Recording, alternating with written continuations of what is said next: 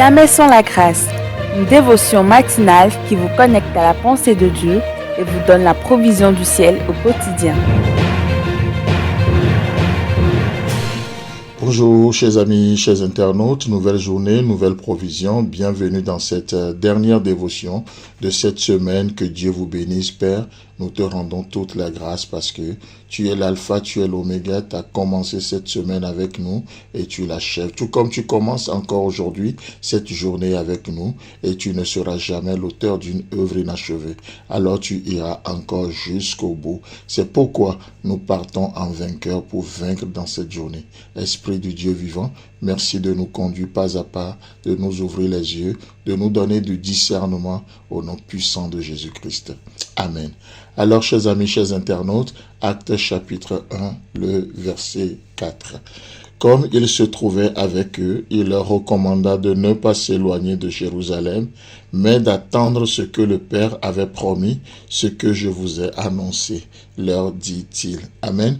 Hier, nous parlons justement des voies de Dieu, les méthodes de Dieu pour accomplir ses promesses. Et parfois, à nos points de vue, ces méthodes ne sont pas catholiques, comme on le dit souvent comme expression. Mais ce qui est extraordinaire, comme on avait terminé la dévotion d'hier dessus, même si nous ne comprenons pas ce que la main de Dieu fait, nous sommes appelés à faire confiance en son cœur, de d'attendre.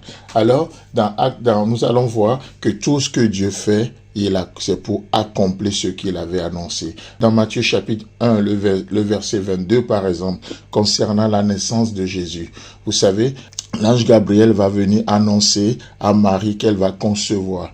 Et cela est arrivé. Et qu'est-ce qui va se passer? C'est la méthode de Dieu pour devenir homme parmi les hommes, pour sauver les hommes. Et cette méthode est vraiment peu orthodoxe. Mais qu'est-ce qui va se passer? Joseph, le fiancé de Marie, va rentrer en réflexion parce que il ne comprenait pas grand-chose. Et il voulait rompre avec Marie. Alors, l'ange de l'Éternel va lui apparaître la nuit, et vous connaissez l'histoire, n'est-ce pas? Mais dans Matthieu chapitre 1, le verset 22, qu'est-ce que la Bible nous dit? Il est écrit, et tout cela arriva afin que s'accomplisse ce que le Seigneur avait annoncé par le prophète. Waouh! Vous a-t-il annoncé quelque chose? Vous a-t-il promis quelque chose? Et tout cela arriva. La méthode, on ne sait pas, on ne maîtrise pas. Mais une chose est sûre, Dieu accomplit, et il accomplira ses promesses. Qu'est-ce qu'il avait dit ici? Et voici, la Vierge sera enceinte, elle enfantera un fils, et on lui donnera le nom d'Emmanuel, ce qui signifie Dieu avec nous. Waouh, la promesse devient une réalité. Extraordinaire, n'est-ce pas?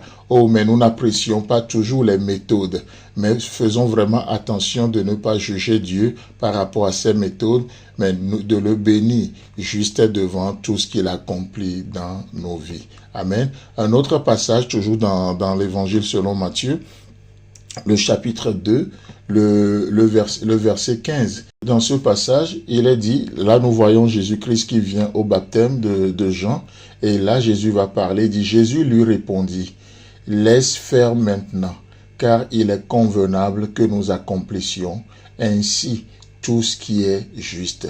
Et Jean ne lui résista plus. Amen.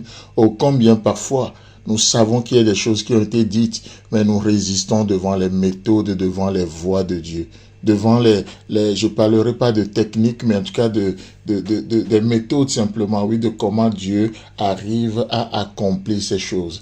Et on résiste. Ça, pourquoi? Parce que ça ne nous convient pas. Ça ne convient pas à la chair. Peut-être Dieu va venir vers vous aujourd'hui dans cette journée, mais d'une manière de laquelle vous ne vous attendez pas. Mais c'est quand même Dieu qui vient. C'est quand même Dieu. Et qu'est-ce que Jésus va dire à Jean? Laisse faire maintenant, car il est convenable que nous accomplissions ainsi tout ce qui est juste. Et Jean l'a compris. Et la suite nous dit, et Jean ne lui résista pas. Chers amis, chers internautes, qu'en sera-t-il de toi? qu'en sera-t-il de nous aujourd'hui? Allons-nous résister ou nous allons juste prendre l'exemple suivant de laisser faire, juste de lui dire aujourd'hui, Seigneur, que ta volonté soit faite sur la terre comme au ciel. Seigneur, je te laisse toute la place, pas juste la première, mais toute la place.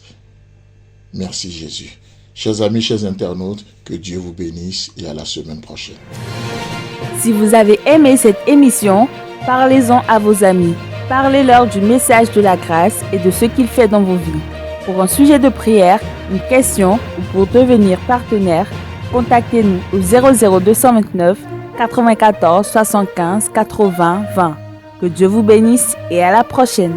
En attendant, pensez avec Dieu.